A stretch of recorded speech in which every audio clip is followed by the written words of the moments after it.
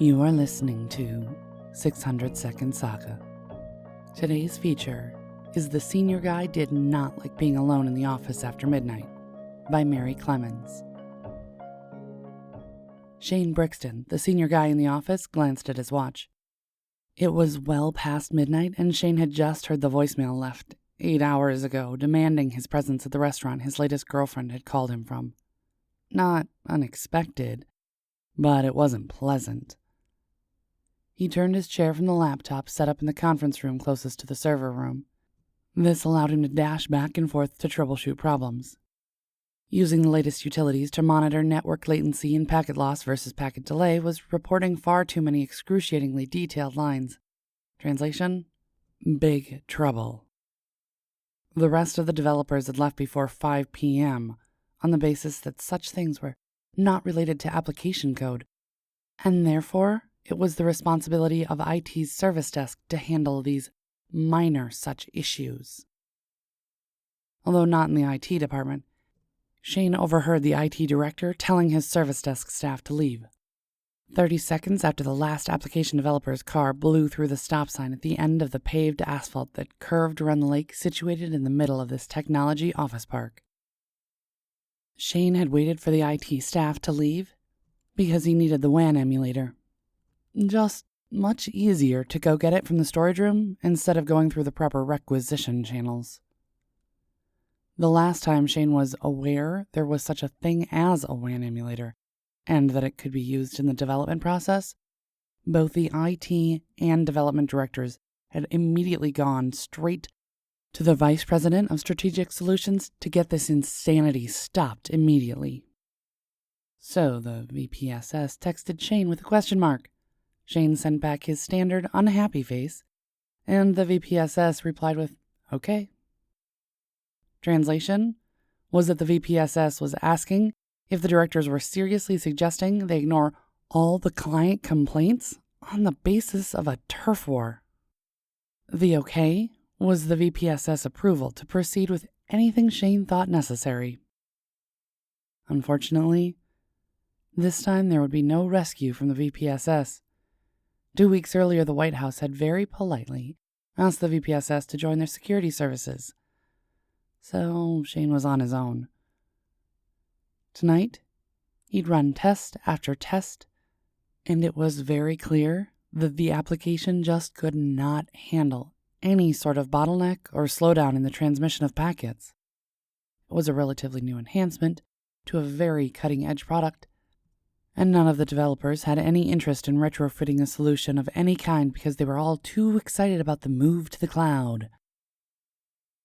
Shane was just about to run the next series of tests, so he would have conclusive proof that the developers were just going to have to rework a great deal of code when he stopped, with his finger over the enter key, which was go.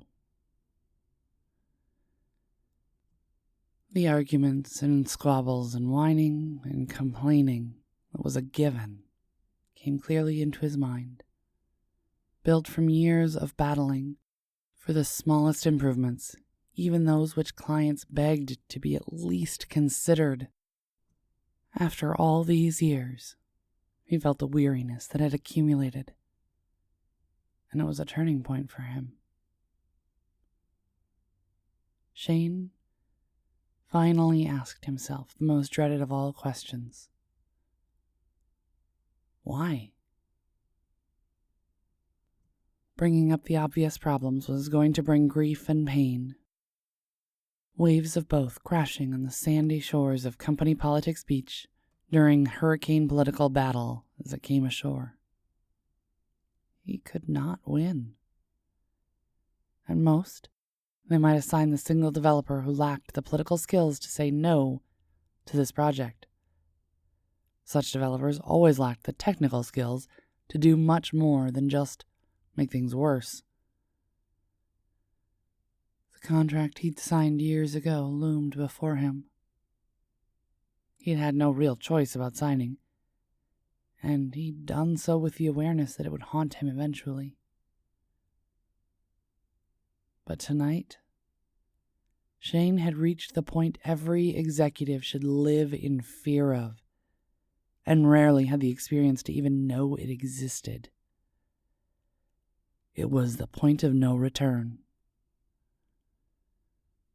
With a sigh, he reached into his pocket, pulled out his cell phone, and looked at it thoughtfully.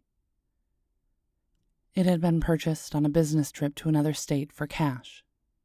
He kept a burner phone with him at all times, and every few months bought a new one as insurance. He took his time, pressing the phone number that had long been memorized. When he heard the "yeah" grunt in his ear, he smiled.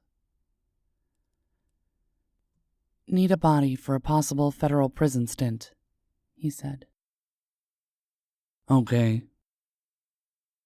Has to be able to convince the investigators he hacked a corporate network for corporate espionage reasons.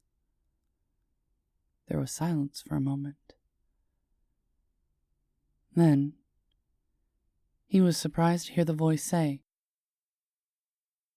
"Will a female work?" This was totally unexpected, and for a moment, Shane felt a twinge of guilt over the thought that a woman would be in prison for what he was going to do.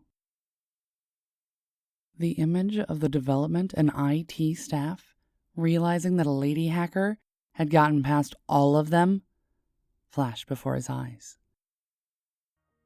"Yeah," said Shane. "That works great."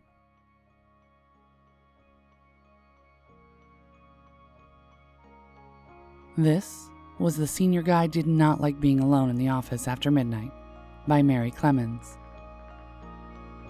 Mary has spent many years in the software industry watching a great deal of interesting things, which are both good and bad.